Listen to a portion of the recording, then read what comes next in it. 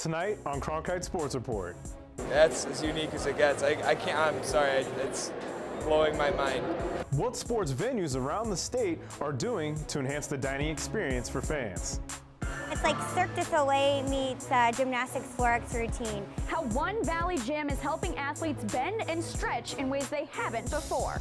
This arena just kind of sat out here in the middle of the desert, and this is where it all was born. It's a destination that has been around for decades, and it continues to bring in some of the nation's best. We look at Dynamite Arena in Cave Creek and the impact it has on the calf roping world. A little bit of deja vu, a little bit of sentimentality to it. To come back here and be able to drive again after 16 years is pretty special.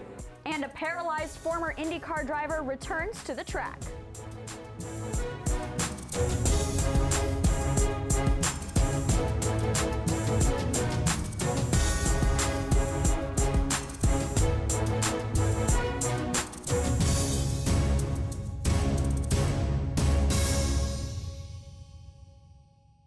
Welcome to Cronkite Sports Report. I'm Lucas Robbins. And I'm Elaine Wilson. Thanks for joining us. As student journalists here at ASU's Walter Cronkite School of Journalism and Mass Communication, we look to bring you unique sports stories with an Arizona connection. Over the next half hour, you'll see stories from the high school to the professional level from across the valley.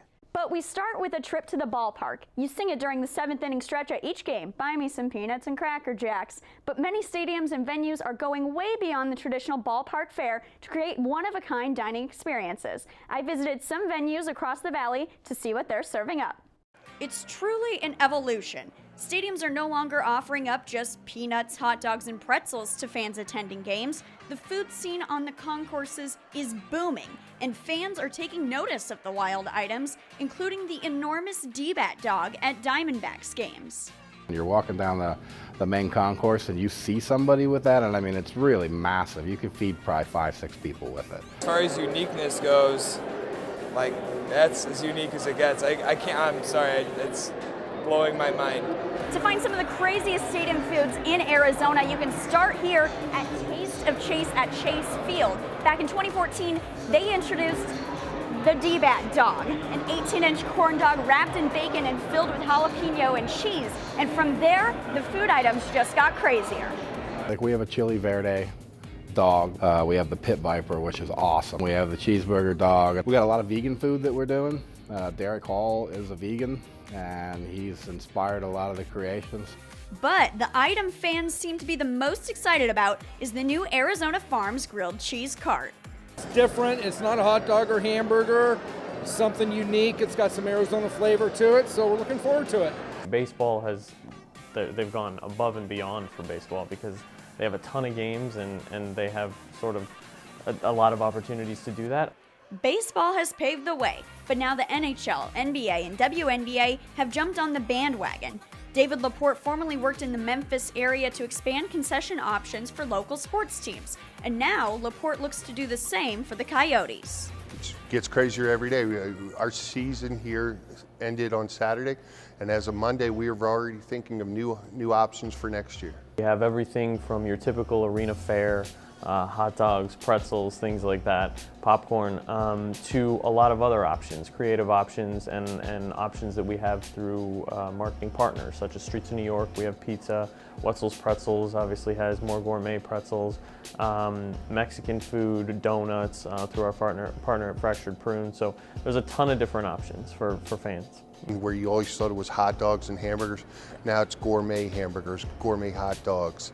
Everything, you get a brisket sandwich here, get a carvery sandwich. Last year we tried to tailor what we were doing specifically to where we were at coming off of our 3rd championship. So we had some specialty items. There was a 3 Trees grilled cheese that you shared with 3 people because it was so big. We had championship ring donuts, things like that.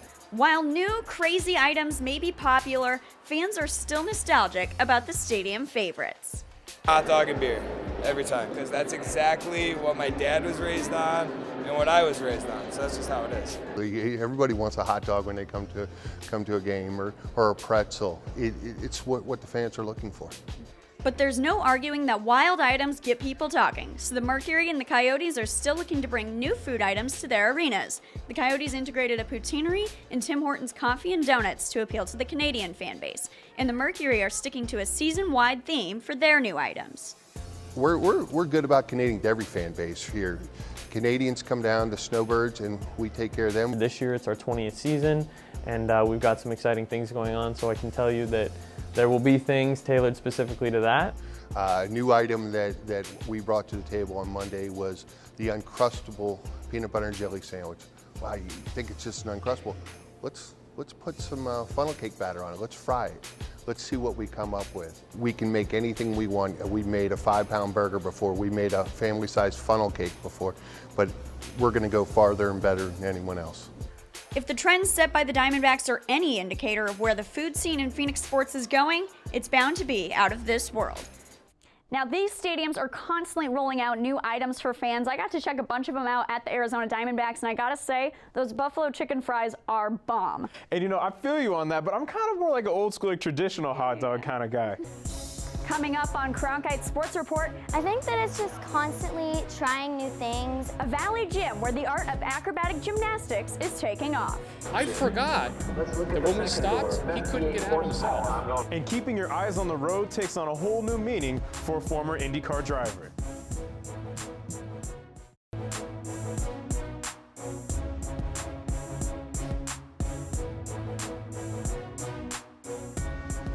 Welcome back to Cronkite Sports Report. I'm Lucas Robbins. And I'm Elaine Wilson. Cirque du Soleil became famous for their acrobatic routines and shows. And one Valley gym is taking acrobatics and meshing it with gymnastics. It's called, of course, acrobatic gymnastics. Cronkite Sports reporter Tommy Goodman went to Aspire Gym in Mesa to learn about the sport. And while the competition is a part of acrobatic gymnastics program, it's the lessons that the participants learn that matter. And Coach Knight says it's life lessons like self-discipline and perseverance that make this sport so valuable to kids. Coming up on Cronkite Sports Report, could one athlete from Southern California be the new face of the Sun Devils? He doesn't really matter what Kyle plays, he just wants to play. A look at one recruit's journey to Sun Devil Stadium. And driving a car usually requires both your hands and your feet. It works very intuitively. I mean, I turn my head, it goes. How one race car driver was able to drive with just his eyes.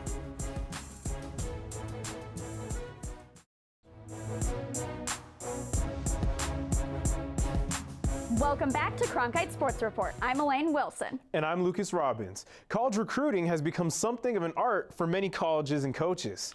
Coaches search across the country for their next great players, but sometimes they're only a state or two away. Reporter Kendall Pope takes us across state lines and into California to meet one of ASU's newest football recruits. In his senior year, Williams ran the 100, 200, and 400-meter dash. He will compete in the California Interscholastic Federation State Championships in mid-May. Williams will then make his way here to the Valley. He and the rest of the Sun Devil football squad will head to Camp T the week of August 2nd. Coming up on Cronkite Sports Report. When I got hurt, I really didn't know what I'd be able to do with the rest of my life. It's not only a new start for Sun Devil football, but a new beginning for a former IndyCar driver. How one man was able to drive on the track again after a tragic accident years ago. That's it for this edition of Cronkite Sports Report. From all of us here at the Sports Bureau of Cronkite News, I'm Lucas Robbins. And I'm Elaine Wilson. Thank you for joining us.